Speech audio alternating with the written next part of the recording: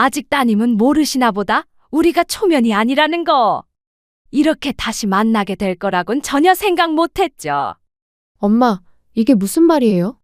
저희 어머님이랑 전에 만난 적 있으신 거예요? 어디에서요? 세상에 이런 인연이 다 있어요. 내가 요 며칠 전에 목욕탕을 갔었잖니? 그때 내 몸을 정성스럽게 때를 밀어주셨단다. 얼마나 잘 밀어주시던지 몸이 매끈해졌다니까. 그날 있잖니? 너희 인사 온다고 했던 날. 그때 만났었단다. 무슨 일이 있었는지 너희 어머니가 얘기 안 했니? 그날 꽤 많은 일들이 있었는데 안 그래요, 예비사돈? 아니, 민경이 어머님. 이런 인연이 다 있다니 동네 좁아서 얼굴 못 들고 다니겠어요. 저도 이런 식으로 만나게 될 거라곤 전혀 생각하지 못했었네요. 알면서도 상견례를 진행하려고 했다는 건 무슨 이유 때문이죠? 설마 저희 딸에게 상처를 주려고 가면을 쓰신 건 아니시죠? 정말 그렇게 생각하셨다면 저도 가만히 있을 수는 없을 것 같네요. 안녕하세요. 저는 나이 60을 달리고 있는 여자입니다. 살다 보면 이런 일, 저런 일 다 겪으며 인생을 살아가잖아요. 때론 웃고, 때론 억울해서 눈물을 흘리고, 때론 분노해서 감정을 억누르지 못해 폭발하고, 그런 삶이 항상 반복이 되는 것 같아요. 이번에 저에게 다가온 큰 사건이 저를 너무 힘들게 만들었고, 희로애락이 한꺼번에 찾아왔어요. 살다 보니 정말 별일도 다 있습니다. 저는 세신사로 30년째 일을 하고 있는데요. 흔히 때밀이로 불리는 직업입니다. 현재 나이가 60이 되면서 일을 그만둬야 할지 많은 고민에 빠져 있는 시점이기도 하죠. 제가 이 일을 선택한 이유는 그저 건강한 체력만 있으면 얼마든지 할 수 있는 직업이었고, 어머니 뻘 되시는 어르신의 몸을 깨끗이 닦아드리고 불편한 곳을 정성껏 마사지해드리면 친정부모님께 못해드린 효도를 하는 마음이고, 활동이 부자연스러운 환자들에게는 그들의 손을 대신해서 개운함을 주기도 합니다. 힘든 임산부들에게는 어머니 같은 마음으로 경험을 가르쳐주기도 하고 가족에게도 털어놓을 수 없는 각기 다른 사연들을 들어주며 같이 아파하고 그 해결 방법을 이야기하며 상담사의 역할도 하고 있죠. 세신사 일을 처음부터 시작하려고 한 건 아니었어요. 30대 후반부터 남편이 막노동 일을 하다가 사고를 당하고 한쪽 팔과 한쪽 다리에 큰 부상을 입게 되면서 집안의 가장 노릇은 제가 할 수밖에 없었습니다. 딸아이의 뒷바라지까지 모든 게 제 몫이었어요. 그래서 뭐라도 부딪히려 했었습니다. 그런데 살면서 저에게 삶의 고비란 여기에서 끝나지 않았어요. 남편에게는 또 다른 질병이 있었고 폐암을 앓고 있었습니다. 처음에는 수술 후유증이나 약물 부작용쯤으로 생각했었어요. 하지만 정밀 검사 결과 폐암 말기 판정을 받게 되었고 5개월 동안 투병하다가 세상을 떠나고 말았어요. 나이도 어린 딸아이를 데리고 일을 하려다 보니 쉬운 게 하나도 없었어요. 그래도 좋았던 건 제 딸을 예뻐해 주셨던 목욕탕 사장님께서 함께 돌봐주셨고 학교 가는 시간 외에는 항상 목욕탕에서 같이 있었습니다. 그런 바쁜 일상을 보내며 녹초가 돼서 집에 들어와 졸리다고 투정 부리는 딸을 재웠죠. 조용해진 집안에 멍하니 앉아있다가 시계바늘 소리만 들리는 적막함이 저를 울렸고 깊이 잠들어 있는 딸이 깰까봐 남편의 액자를 가슴에 묻고 소리 없이 눈물을 하염없이 흘린 게 몇 년이었어요. 사랑하는 사람을 떠나보냈을 때 그때의 충격은 쉽게 가시지 않더라고요.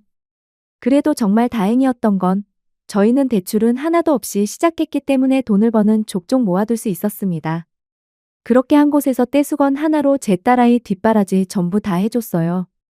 아이가 커가면 커갈수록 저 또한 목욕탕에 머무는 시간이 점점 늘어났어요. 한 사람이라도 더 받아야 한 푼이라도 더 벌잖아요. 그렇게 열심히 살다 보니 제 딸은 서울의대를 입학하게 되었고 동네가 떠들썩해질 정도로 잔치가 열렸습니다. 그때 살면서 제일 많은 눈물을 흘렸던 것 같아요. 그동안 힘들었던 걸 한 번에 보상받는 느낌이었고 앞으로 제 딸은 가난에 힘들어하지 않아도 된다는 거에 너무 감사했어요. 앞으로 꽃길만 걷게 되는 일만 남았다고 생각했어요. 그런데 제 딸이 병원에서 인턴 생활을 하던 중 만나고 있는 남자가 있을 것 같다는 느낌이 확 느껴졌는데 알고 보니 제가 생각한 게 맞았습니다. 딸에게 도시락을 갖다 주려고 병원에 들렸는데 어떤 남자와 같이 있는 걸 보게 됐던 거죠. 그래서 바로 아는 척 하기에는 딸아이의 상황이 곤란해질까봐 그냥 돌아왔었습니다. 그리고 주말에 딸이 왔을 때 말했죠. 얼마 전에 내가 병원에 볼 일이 있어 잠시 들렸는데 민경이 너 병원에서 연애하고 있더라? 언제부터였니? 언제 왔다 가셨어요? 저한테 말이라도 한마디 하시지. 거의 1년 됐어요. 정말 진지하게 만나고 있으니까 걱정 마세요. 바쁜 것 같아서 그냥 보고만 왔지. 민경이, 내가 알아서 잘 처신할 거라고 생각하지만 그래도 엄마한테 한마디 정도는 해줬어야지. 미안해요. 그렇지 않아도 조만간 얘기하려고 했어요. 그럼 그쪽 집안에서는 알고 있는 거야? 진지하게 만나고 있으면 결혼도 생각하고 있을 거 아니야. 만나고 있는 남자도 중요하지만 그 집안도 봐야 돼. 의사 집안이면 잘 사는 집안일 텐데. 엄마는 우리 딸이 무시당하지 않고 좋은 집안에 시집 갔으면 하는 바람뿐이야. 걱정하지 마세요, 엄마. 저번에 통화 한번 했었다며 조만간 인사드리러 가기로 했어요. 딸은 들뜬 표정을 보이고 있었어요. 저희 딸 나이가 적은 나이도 아니고 좋은 남자가 있다면 결혼해서 빨리 자리 잡아 안정된 삶을 살길 저도 원했어요. 딸에게는 말하지 않았지만 몇 번이나 병원에 몰래 찾아가 둘의 사이를 조심스럽게 지켜보고는 했습니다. 상당히 많이 가까워 보이는 사이였어요. 정말 진심으로 사랑하는 것 같은 눈빛을 주고받고 있었고 별 문제 없으면 조만간 결혼하겠다는 말이 나올 것 같아 마음의 준비를 하고 있었습니다. 그리고 예상했던 대로 딸의 입에서 결혼하고 싶다며 인사시키러 오겠다는 말을 꺼냈어요. 남자 측에는 인사드리러 언제 가냐고 물어보니 저희 집부터 방문하고 다음에 남자 측에 방문할 것 같다더군요. 주말에 둘 다 시간이 비는 날 점심 약속을 잡고 식당에서 만나게 되었습니다. 보통 집에서 많이들 하지만 저희 집이 좋지 않아 제가 분위기 좋은 식당에서 봤으면 좋겠다고 했어요. 그렇게 정식적으로 제게 남자는 처음으로 인사시켰고 밝게 웃으며 바라보는 인상이 좋아 보였습니다. 온화하고 여유로워 보이는 분위기는 저희 집안과는 차이가 많아 보였어요. 이렇게 얼굴 보게 돼서 정말 반가워요. 민경이 입에서 결혼하고 싶다는 말이 나왔을 때 얼마나 놀랐는지 몰라요. 이렇게만 봐도 둘이서 얼마나 많이 사랑하고 있는지 알 수 있을 것 같네. 서로 같은 직업이라서 공감대도 많을 것 같아요. 네, 어머님. 말씀 편하게 하세요. 아무래도 그런 것 같습니다. 대화하는 부분에 있어 서로 공감되는 것들이 많고요. 저도 많은 사람들을 만나본 건 아니지만 민경이는 언제나 밝은 모습을 잃지 않고 긍정적인 마음을 가지고 있어서 저에게 많은 활력소가 되는 사람이에요. 옆에만 있어도 민경이의 존재감이 저를 더 빛나게 해주고 힘이 되어줄 수 있다는 걸 느꼈을 때부터 민경이를 놓치면 평생 후회할 것 같다는 마음이 들었어요. 평생 민경이에게 웃음을 잃지 않게 모든 걸 다 바쳐 사랑해주도록 하겠습니다. 그러니 저희 결혼 허락해주세요. 엄마, 제 성격 알죠? 아닌 건 확실하게 끝맺는 성격이잖아요. 이 사람은 정말 저를 진심으로 사랑해주고 있어요. 그래, 무슨 말인지 잘 알겠어. 나도 서로 진심을 다해 사랑한다는 걸 알 것 같네. 그래서 결혼을 허락해주고 싶다만 아무래도 집안의 차이가 많이 날 텐데 그럼 결혼하는데 걸림돌이 되지 않을까. 우리 집안이 부유한 건 아니잖니. 그런 건 걱정하지 마세요. 저희 부모님 그렇게까지 돈 때문에 예민하신 편은 아니세요. 제가 그건 확실하게 말씀드릴 수 있을 것 같네요. 그리고 집안 차이가 뭐가 중요해요. 서로 잘 살아가면 되는 거죠. 제가 처신을 더 잘하겠습니다. 민경이와 만나는 남자는 대화하다 보니 의욕이 너무 앞선 것 같았어요. 그래서 그건 자기의 생각일 뿐 부모 입장에서는 그렇지 않을 수도 있다며 걱정하는 눈빛을 보이자 저를 안심시켜 주려고 말이 많아지기 시작했습니다. 아무래도 제가 결혼을 반대할 수도 있을 것 같다는 느낌이 들었던 것 같아요.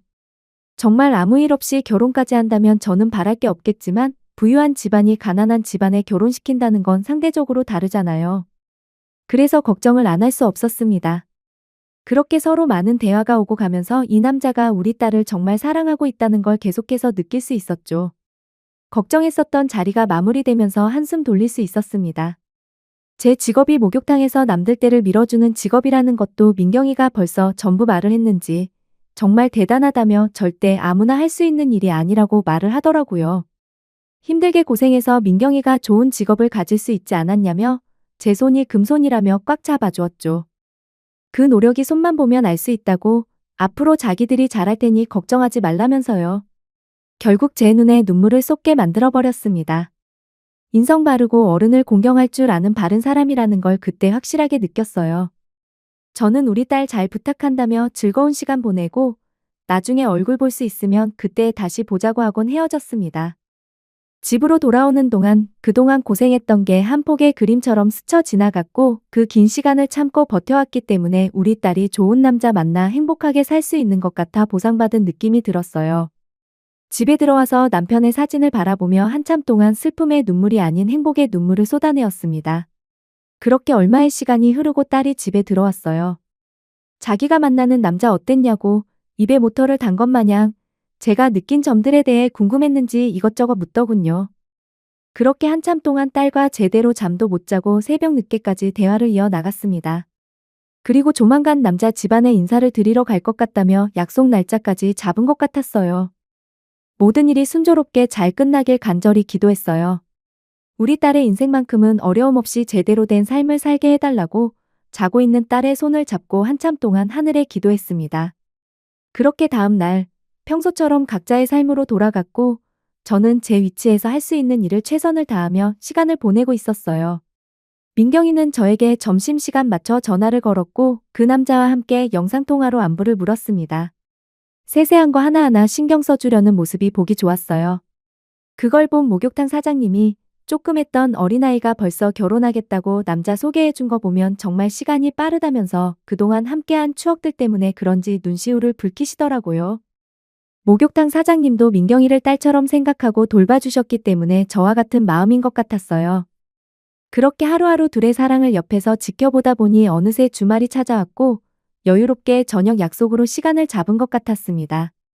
워낙 바쁘신 분들이라서 시간 약속이 몇 번이나 미뤄졌다고 하더라고요. 저는 사람이 많은 주말에 한 푼이라도 더 벌기 위해서 열심히 일을 했습니다. 점심시간이 다가와 목욕탕 정리를 하고 있는데 어떤 손님이 저를 부르더라고요. 그래서 무슨 일인지 물어보니 지금 당장 때를 밀어달라는 손님이었습니다. 새벽부터 쉬지 않고 일해서 그런지 체력적으로 힘든 부분도 있었지만 점심시간이라 시간을 놓치면 저녁 때까지 아무것도 먹지 못해 양해를 구했어요. 지금 점심시간이라서 어느 정도 휴식을 해야 할 것 같아 잠시 목욕하고 계시면 금방 돌아올 테니 잠시만 기다려 주실래요? 뭐라고요? 손님이 지금 요구를 하는데 점심을 먹으러 가겠다고요? 제가 그렇게 한가한 사람처럼 보이세요? 오랜만에 목욕탕 왔더니 손님 대응을 이딴 식으로 해? 점심 먹을 시간에 손님 때 한번 밀고 돈 더 벌 생각을 해야죠. 배가 불렀어요. 시간 없으니까 잔말 말고 빨리 때 좀 밀어봐요. 요즘 몸에 각질이 많이 생겨서 신경 쓰여 죽겠는데 오늘 저녁에 아주 중요한 일이 잡혀 있다고요? 저기 누우면 되는 거죠? 뭐 해요? 빨리 오지 않고 시간 없다니까? 너무 일방적으로 나오시는 바람에 정말 급한 것 같아 어쩔 수 없이 때를 밀어드렸어요. 목욕탕 사장님은 점심시간인데도 제가 나오지 않자 목욕탕으로 들어오셨습니다. 제가 점심도 거르고 일을 하고 있는 모습에 점심시간인데 뭐 하는 거냐고 눈짓을 보이길래 먼저 먹으라며 손짓했어요. 매일 점심을 같이 먹거든요. 1시간 정도 늦게 먹는다고 해서 크게 달라질 건 없기 때문에 정성껏 때 밀어드렸습니다. 그런데 무슨 요구사항이 그리 많은지 처음부터 자기가 말하는 대로 움직이지 않으려 해서 그런지 기분 나쁜 말투로 계속 제 심기를 건드렸습니다. 손님의 요구에 맞게 해드리기는 했지만 저도 슬슬 짜증이 올라오기 시작했어요. 그래도 이런 사람 처음 겪은 것도 아니라 참고 넘어가려 했습니다. 그런데 얼마나 잘난 사람이길래 사람을 자기 발보다 미친 것처럼 대하려고 하는 행동 때문에 더 이상 참지 못했어요. 저기요, 그렇게 밀어서 내가 밀려요? 좀 빡빡 문지를 수는 없는 거예요? 노인네라 그런지 팔에 힘이 없네. 여기에서 아직까지 일을 하고 있는 거 보니까 정년은 아닌가 봐요. 그럼 나랑 나이대가 비슷해 보이는구만. 자식들은 있어요. 부모가 목욕탕에서 남들 먼지 낀 거 벗겨주고 있는데 아무렇지도 않나. 나 같으면 뒤집어 엎었지. 뭐 이런 일은 하지도 않지만 하루 종일 이렇게 해서 얼마나 벌어요? 한 10만 원 벌어요? 10만 원이면 밥 한 끼 식사인데 그거 벌겠다고 하루 종일 물비린내 맡으면서 있는 걸 보니 그쪽 인생도 참 불쌍하네요. 안 봐도 딱 그림이 나오네. 남편분 세상 떠났죠? 그래서 먹고 살기 힘드니까 몸이라도 때우는 일 찾다 보니 때밀이 하게 된 거네. 하루 종일 뼈 빠지게 고생하는데 인생 참 불쌍하네요. 우리 집 개보다 못한 삶을 살고 계시니 돈이 원수지, 안 그래요? 아니, 왜 하다 말아요? 몸을 돌릴까? 앞에도 밀어야죠. 저기요, 돈 안 받을 테니까 그냥 나가시던지 아니면 알아서 목욕하시고 나가세요. 사람이 말이야. 해야 될 말이 있고 하지 말아야 될 말이 있는 거예요. 그쪽 말처럼 나는 이 일을 하고 싶어서 하는 줄 알아? 그쪽은 얼마나 잘났길래 오늘 처음 본 사람한테 말을 함부로 하는 건데? 가진 게 많으면 남들한테 막말하면서 상처 줘도 되는 거야? 그리고 걔만도 못한 삶을 살고 있다고? 내 삶을 그쪽이 한 번이라도 봤어? 뭘 안다고 내 인생을 함부로 판단하는 거야? 돼지 목에 진주먹거리 걸치면 인생 다 가진 것 같아. 결국 손님은 제 머리채를 잡고 난리를 치기 시작했어요. 순식간에 목욕탕이 난리가 났고 자기 건드린 거 후회할 거라며 가만두지 않겠다고 정신없이 난리치기 시작했어요. 결국 사장님까지 들어와서는 말리기 시작했고 손님은 저에게 갑자기 말도 안 되는 말들을 늘어놓기 시작했습니다. 자기 몸이 빨갛게 될 정도로 너무 심하게 때를 밀었다며 쓰라리다면서 때도 제대로 밀지 못하는 게 무슨 때밀이를 하냐고요. 당장 일 시키지 말라면서 저를 자르라는 황당한 말을 사장님께 명령하고 있었어요. 사장님은 좋게 넘어가자며 더 이상 소란 피우기를 원치 않고 있었습니다. 온몸이 쓰라리다면서 벌거벗은 몸으로 주저앉아 난리를 치기 시작하는데 사장님은 더 이상 보고만 있을 수 없었는지 카운터에서 치료비 하라며 10만 원 정도를 지어줬죠. 손님은 자기를 거지로 본다며 이딴 몇 푼은 돈 받고 싶어서 그런 줄 아냐고 더 난리를 치기 시작했어요. 저는 무슨 돈을 주냐고 경찰에 신고하겠다고 화를 내자 저를 진정시키며 동네 장사 그렇게 하면 안 된다고 더 이상 소란을 피하고 싶어 했습니다. 결국 카운터에서 얼마의 돈을 더 쥐어주고 입을 틀어막았어요. 저보고 운 좋은 줄 알라며 목욕탕에서 깨끗이 씻고 나가더라고요. 정말 마음 같아선 밖으로 나가는 거 바로 달려가 머리채라도 잡고 싶었습니다. 살다 살다 저런 사람 처음 봤고 사장님이 건넨 돈 30만 원이 너무 아까웠어요. 그렇게까지 할 필요 없다고 불만을 털어놓자 소문이 무섭다면서 저런 사람 함부로 건드렸다가 손님 끊기는 수가 있다며 웬만해서는 그냥 넘어가자고 쓴 웃음을 지었어요. 그런 모습에 너무 죄송스러워 제 월급에서 30만 원 제외하고 달라고 하니 그럴 필요 없다며 우리 사이가 30년인데 신경 쓰지 말라면서 흥분한 저를 진정시켜 주었습니다. 그날 하루 종일 기분이 좋지 않은 상태로 일을 끝냈고 사장님과 오래간만에 맥주 한잔 하면서 그날 받은 스트레스를 풀어버렸어요. 그렇게 한참 동안 이런저런 대화를 나누다 딸의 전화에 집으로 들어왔고 얼굴 표정을 보니 밝아 보였습니다. 괜찮았냐고 물어보자 자기를 좋게 봤다며 조만간 상견례 날짜 잡고 싶다는 말까지 나왔었다고 들떠있는 모습에 저도 덩달아 기분이 좋아 보였습니다. 그래서 어떤 식으로 진행이 됐고 남자 측 부모님은 정말 괜찮았는지 궁금한 건 전부 다 물어보며 한참 동안 대화했어요. 아무래도 집안에 대해서 물어봤을 것 같아 어떻게 나왔는지 물어봤습니다. 전혀 나쁘게 생각하지 않으시던데요. 엄마 목욕탕에서 일한다고 했는데 엄청 대단하시다고 되려 존경스럽다는 말까지 나왔다니까요. 나는 엄마가 하는 일 전혀 부끄럽게 생각하지 않아요. 남들도 똑같은 생각을 하고 있는 거 보면 모르겠어요? 그리고 집안 문제는 신경 쓰지 않아도 될 것 같아요. 아버님이 뭐라고 한 줄 알아요? 저희 쪽이 없으면 자기들이 채워주면 되는 거고 서로 부족한 건 맞춰가면 되는 거라 절대 부담 갖지 말라고 했어요. 의사 아들의 의사 며느리인데 뭐가 부족하냐며 살갑게 대해주셨어요. 그래? 그렇게 생각해 주시면 정말 다행이긴 한데. 나중에 우리 집안이 재산도 없어서 민경이니가 차별받을까봐 그러지. 그런 식으로 나오면 제가 가만히 있겠어요? 제 성격 알면서 그래요. 그것보다 엄마는 언제 일 그만둘 거예요? 제가 몇 번이나 말하잖아요. 일 그만했으면 좋겠다고요. 저도 이제 능력 되는데 엄마 일하는 거 옆에서 보고 있으면 너무 힘들어요. 이제 좀 편히 쉬었으면 좋겠어요. 용돈 넉넉히 드릴 테니까 조만간 목욕탕 일 정리하세요. 사장님이랑 대화해봤어요? 일 그만두면 오히려 병낼 것 같아서 그래.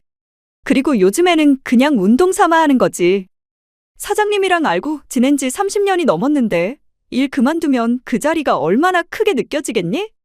지금은 그냥 말동무나 하려고 나가는 거야. 그런 건 내가 알아서 할 테니까 너희들이나 신경 쓰도록 해라. 앞으로 일도 많은데 그런 것까지 신경 쓰면 머리 아프겠다. 제가 점점 나이가 많아지다 보니까 딸은 그만했으면 좋겠다고 생각하는 것 같았어요. 그렇지만 제가 이 일을 버릇처럼 하게 된 거라 그만두게 되면 우울증이 올 것 같아 걱정도 되었습니다.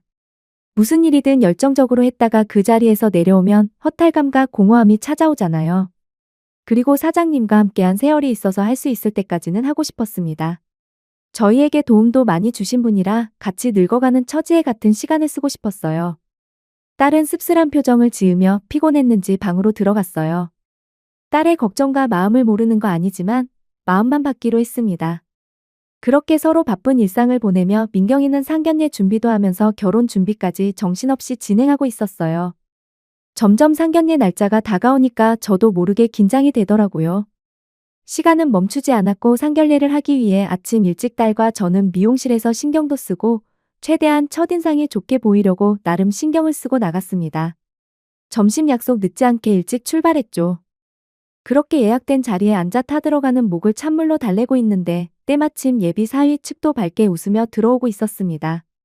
저희는 자리에 일어나 반갑게 인사를 건넸고 서로 얼굴을 보며 웃고 있는데 저와 눈이 마주친 예비 안사돈의 얼굴을 보고 경악을 하고 말았어요.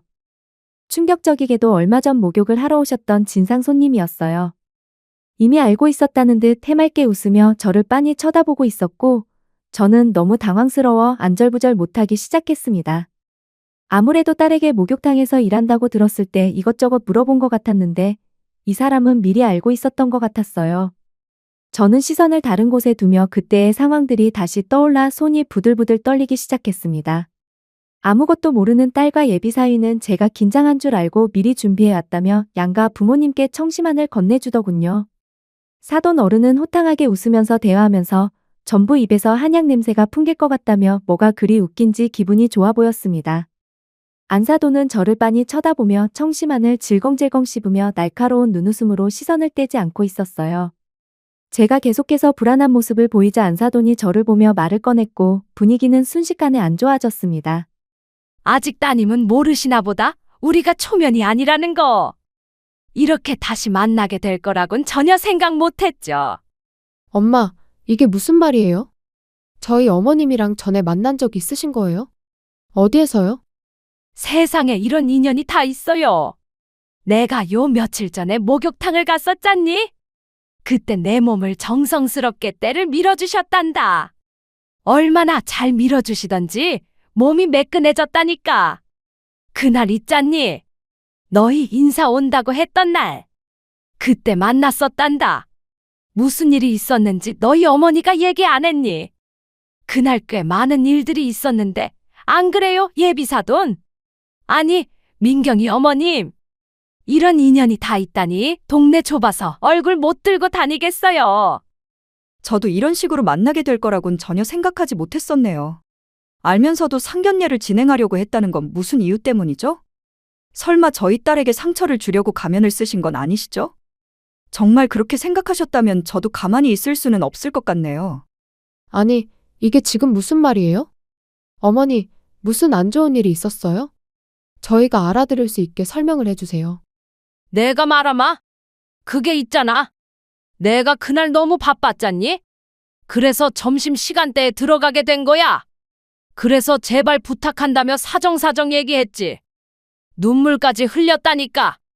왠 줄 알아? 때를 안 밀어주겠다는 거야? 점심 먹어야 된다고. 그래서 간절하게 부탁하니까 마지못해 해주시더라고.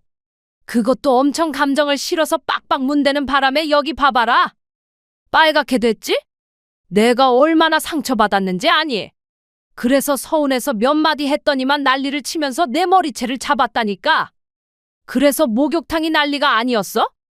저는 안사돈의 거짓말에 자리에서 벌떡 일어났고 안사돈의 말을 듣고 있던 딸과 예비 사위는 정말 그런 거냐며 저를 의심하고 있었습니다. 당연히 그런 거 아니라고 했지만 뱀의 혀를 가진 안사돈은 눈물을 보이는 연기까지 하면서 어떻게 그럴 수 있냐고. 기분 좋은 상견례 날 너무 빨리 망쳐버려 미안하다더군요. 자기 감정이 추슬러지지 않는다고. 그날의 기억이 잊히지 않아 마음고생 심했답니다. 그러더니 자기 남편의 어깨에 털썩 기대더니 펑펑 울더라고요. 정말 너무 어이가 없었습니다. 거짓말이야. 어차피 밝혀지게 될 거 저런 식으로 나와서 저를 나쁜 사람으로 만들려고 하는 모습에 너무 화가 치밀어 올랐어요. 딸은 재차 정말 제가 그런 거냐고 물어봤어요. 실망하려는 눈빛을 보내려는 딸에게 단호한 눈빛을 보내며 절대 그런 거 아니라며 제 입장의 상황을 얘기했고 누구의 말이 맞는 거냐고 모두들 당황해하고 있었습니다. 안사돈은 이 결혼은 할 수 없을 것 같다며 먼저 결혼 거부 의사를 밝히면서 입에 담지 말아야 할 말을 꺼내게 되면서 저도 모르게 제 앞에 있던 물김치를 들어 안사돈 면상에 끼얹어 버렸네요. 내가 이런 말까지 안 하려고 했는데 아들. 내가 항상 얘기했지. 못 사는 집안이랑은 결혼 자체를 진행하면 안 된다고. 봐봐라, 인성 나오잖니? 가진 거 없는 사람들은 가진 게 많은 사람들을 어떻게 해서든지 이용해 먹으려고 온갖 거짓말을 한다니까. 더군다나 사돈 어른도 없이 자라온 환경을 봐봐라. 얼마나 악착같이 살아왔겠니? 그럼 그 삶이 순탄치가 아니니까 어떻겠어? 성격도 더럽겠지. 엄마가 하는 말 들어야 아들 너 삶이 평탄한 거다. 혈압 올라서 더 이상 말하기 힘드니까 그만 돌아가자. 딸 하나 의사 만들었다고 부잣집에 엮어서 인생 피려고 하는 무임승차 같은 더러운 마음씨 그만 버리고 가서 때나 밀고 사세요. 당신 말이 좀 심한 거 아니야? 아무리 그래도 그렇지. 여기가 어떤 자리인데 말을 그런 식으로 하는 거야. 지금 그렇게 하는 말은 우리 아들에게도 상처인 거 몰라? 여기 자리가 감정 싸움 하려고 나온 자리야. 왜 이렇게 생각이 없어? 내가 뭘 잘못했어? 아휴, 정말 죄송합니다. 아무래도 저희가 잘못한 것 같은데 용서해 주십시오. 어떤 상황이었는지 대충 알 것 같네요. 일단 오늘은 돌아가고 상황 정리된 다음 그때 다시 연락을 드리든지 하겠습니다. 기분 좋게 아침부터 준비하셨는데 다시 한번 정말 죄송합니다. 당신 지금 저 때밀이 노인네 편드는 거야? 내 편이 아니라. 어떻게 그럴 수 있어? 당신 조용히 안 해? 내 말이 거짓말이라고 생각하는 거야? 저런 거지 집안 볼 필요도 없다고? 그럼 내가 목욕탕에 일부러 찾아간 게 뭐가 돼? 아빠도 없이 엄마는 때밀이 해.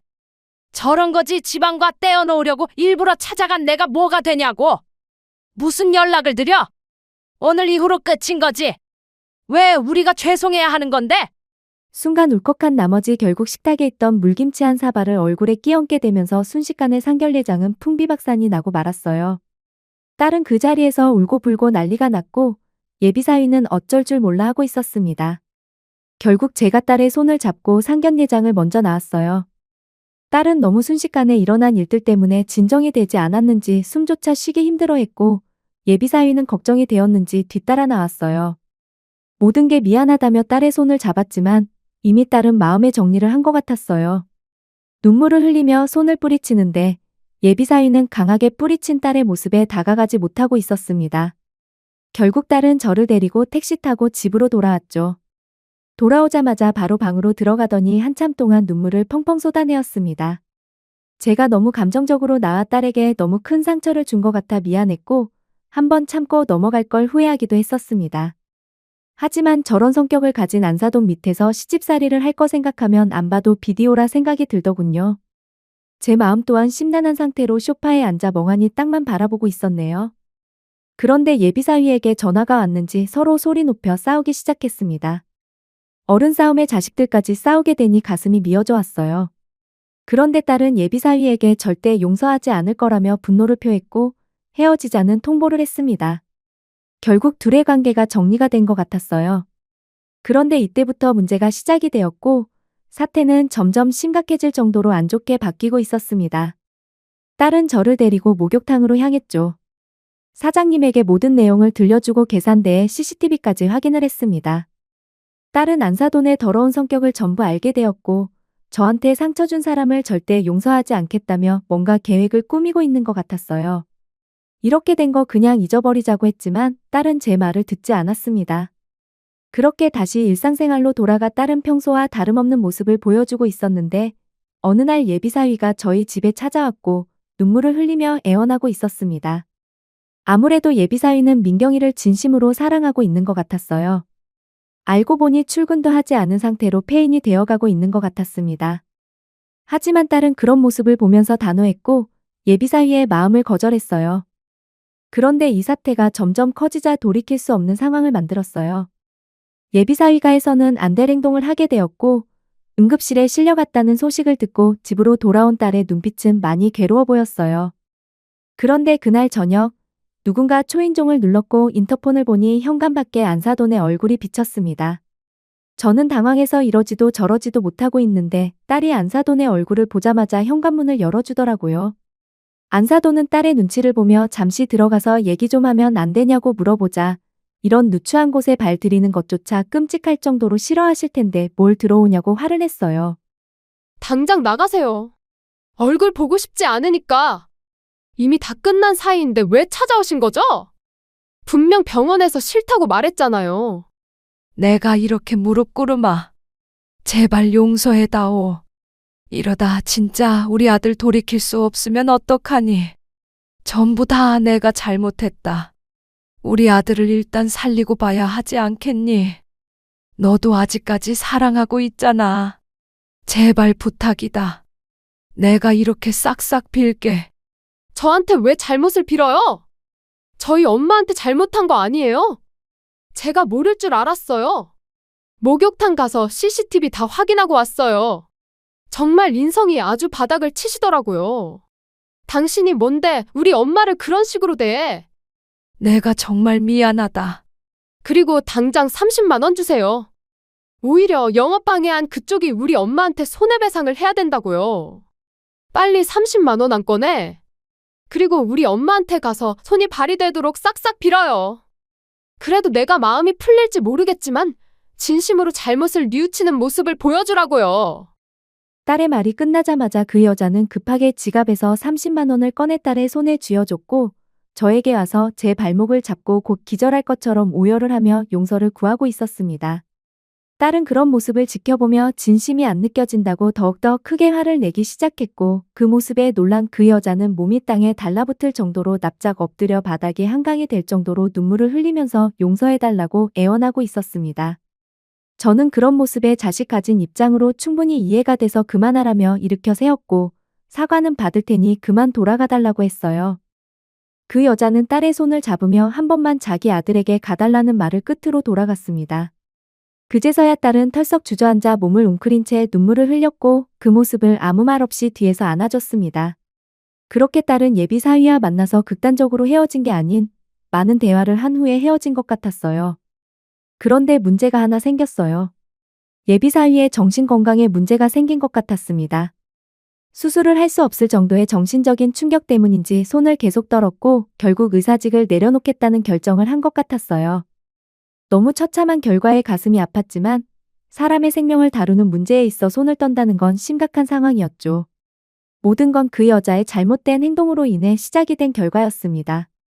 자신의 결과를 받아들이고 충분하게 뉘우쳤는지 모르겠지만 다시 한번 과거의 행동을 돌아봤으면 좋겠어요.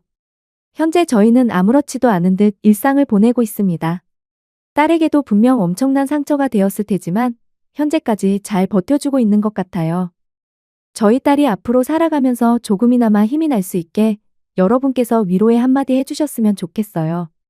앞으로의 인생에 도움이 될 만한 말 한마디면 저는 바랄 게 없겠네요. 제 사연 들어주신 분들, 어떤 일이든지 행동이나 말을 하기 전에 한 번 더 생각하고 움직이시길 바랍니다. 나중에 어떤 식으로든 자신에게 배가 돼서 돌아가는 것 같습니다.